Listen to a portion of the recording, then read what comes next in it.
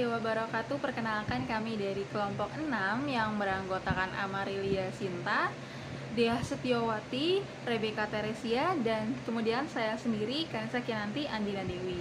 Di video kali ini kami akan membahas mengenai bab 13 dari buku Andrew Griffin yang berjudul Resolving Risk to Reputation atau menyelesaikan resiko terhadap reputasi.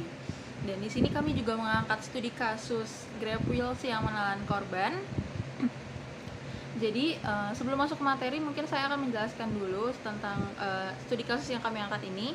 Jadi di tahun 2019 PT Grab Indonesia merilis produk baru yang bernama Grab Wheels. Grab Wheels ini adalah kendaraan otopet atau Segway yang disewakan di bilangan ibu kota Jakarta gitu.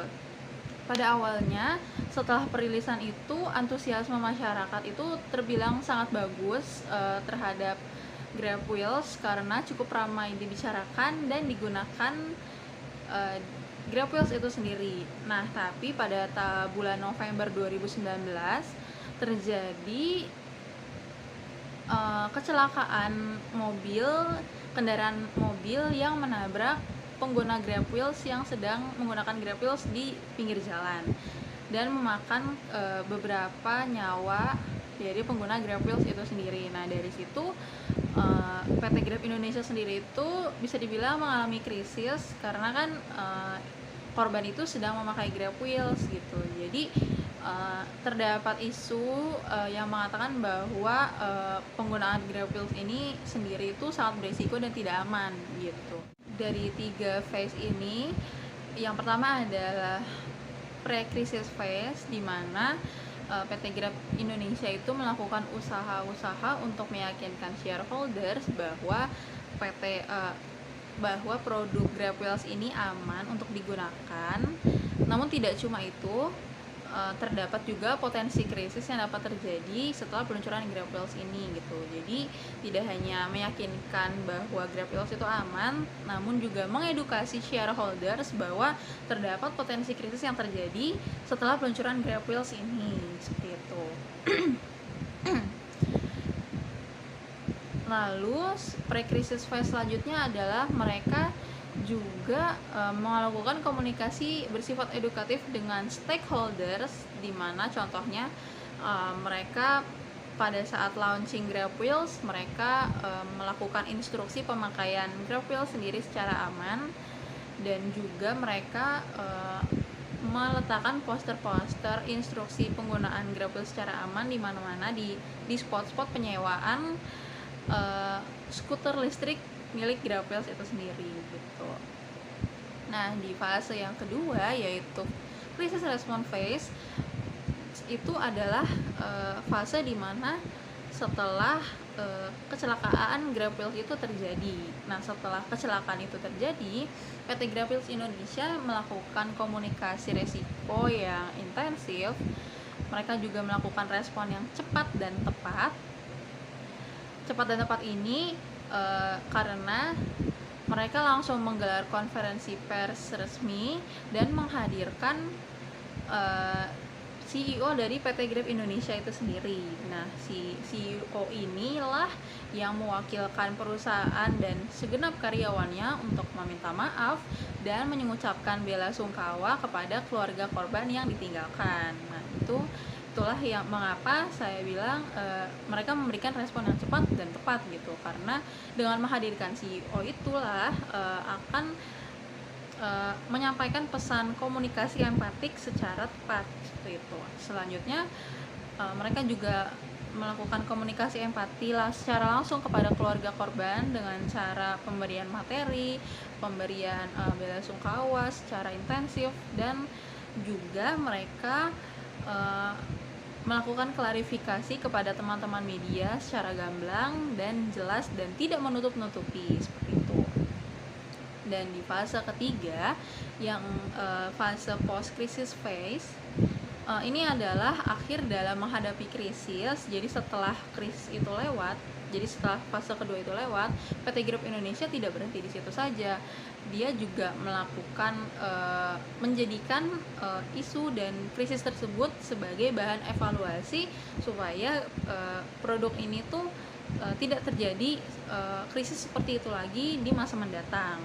Dengan cara apa? Dengan cara setelah krisis itu mereka lebih menggebrakan, lebih menyuarakan lagi instruksi pemakaian Grab Wheels yang aman, dan mereka juga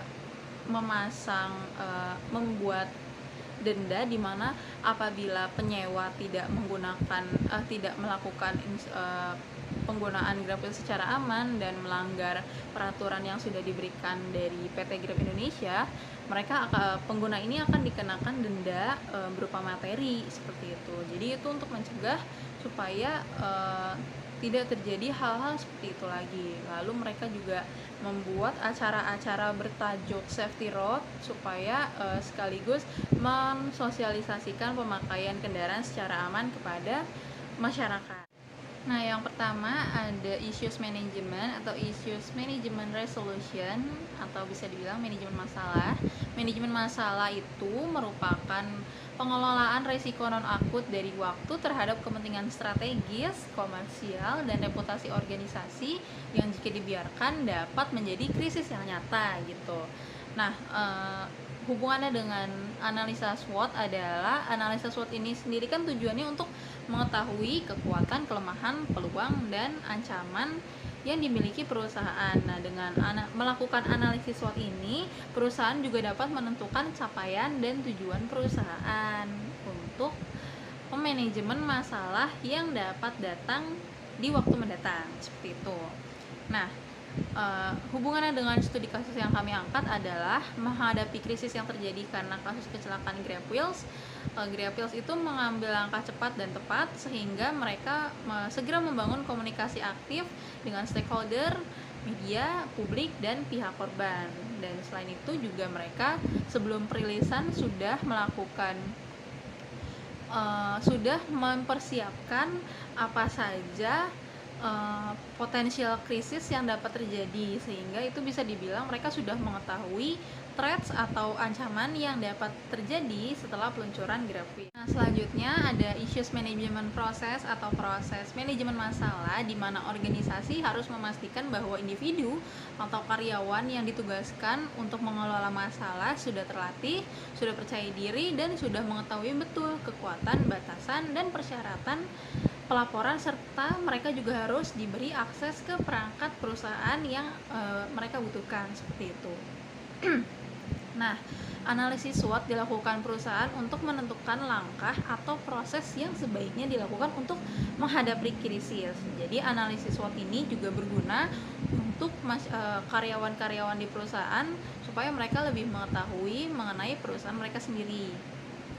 Nah, selanjutnya hubungannya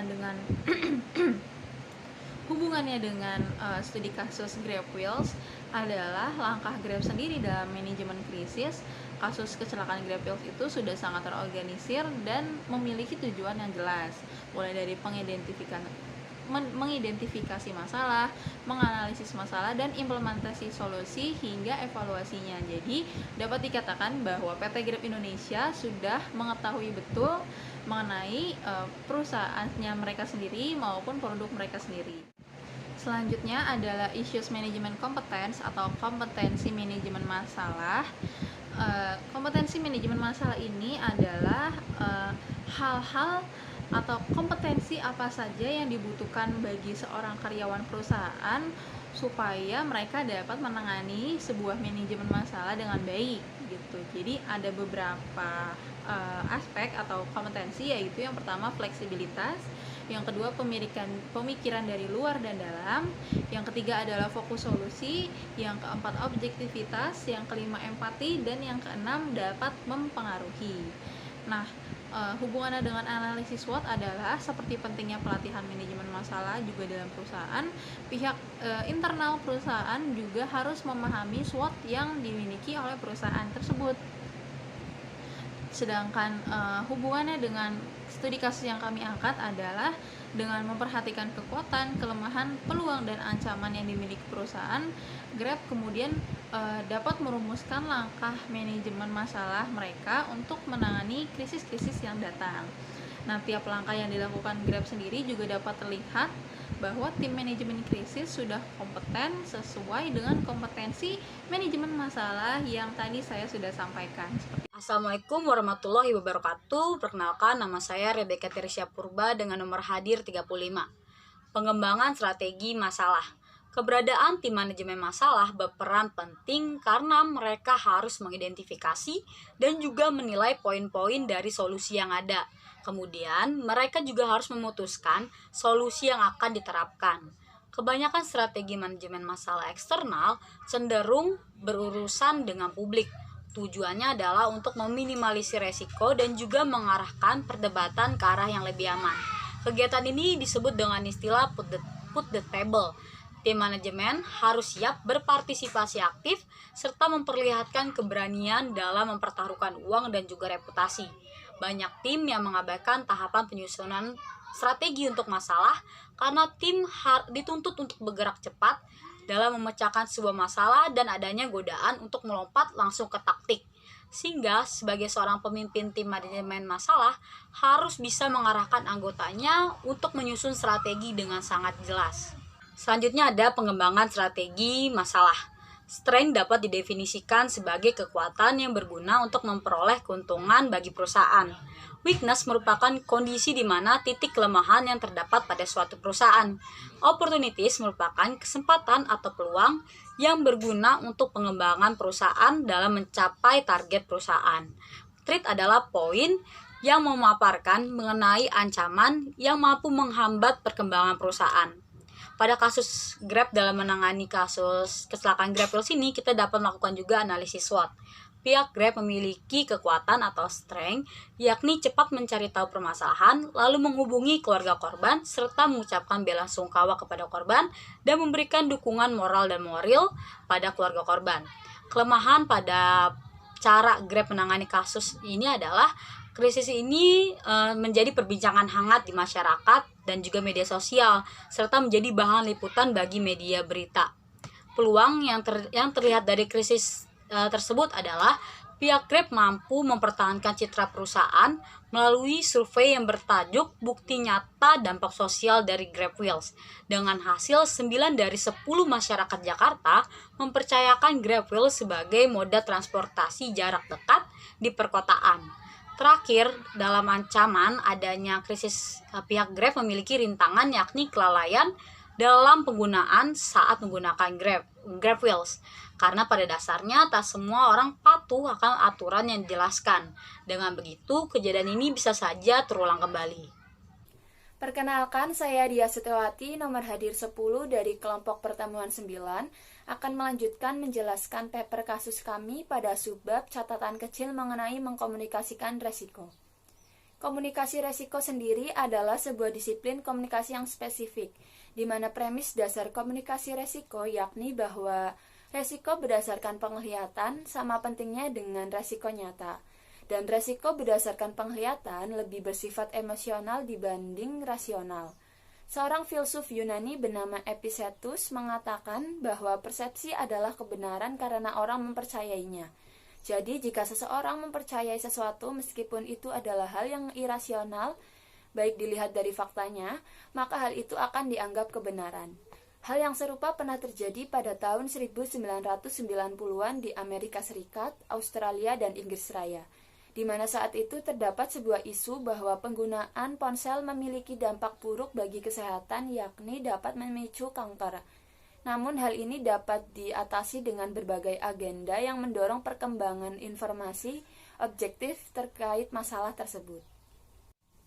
Selanjutnya saya akan menjelaskan mengenai analisis SWOT. SWOT sendiri terbagi atas 4 poin, yaitu strengths atau kekuatan, lalu weakness atau kelemahan, opportunities atau peluang, dan threats atau ancaman. Penggunaan analisis ini berguna untuk menilai sebuah permasalahan yang terjadi di sebuah perusahaan atau organisasi. Caranya adalah dengan memperhatikan kekuatan, kelemahan, peluang, dan ancaman. Adanya hasil tersebut, perusahaan mampu menyusun strategi dalam rangka mencapai tujuan atau target perusahaan. Strengths atau kekuatan diartikan sebagai kekuatan yang mampu memberikan keuntungan untuk perusahaan. Lalu weakness merupakan keadaan di mana titik kelemahan yang ada dalam perusahaan. Opportunities adalah peluang atau kesempatan yang dimiliki perusahaan, dan threats adalah sebuah poin yang menjelaskan ancaman yang bisa saja menghambat perusahaan. Lalu, komunikasi resiko yang dilakukan oleh pihak Grab terbagi ke dalam 3 tahap. Yang pertama adalah pre-crisis phase, di mana pihak Grab melakukan komunikasi yang baik serta memberikan edukasi kepada stakeholders mengenai potensi krisis yang mungkin terjadi saat menggunakan Grab Wheels. Yang kedua adalah crisis response phase atau fase krisis, di mana mereka dengan cepat tanggap, mencari tahu permasalahan serta menghubungi keluarga korban, menyampaikan bela sungkawa serta memberikan dukungan moral serta bantuan material. Selain itu, Grab juga memberikan respon yang baik kepada media dengan munculnya CEO Grab dalam proses klarifikasi kepada media.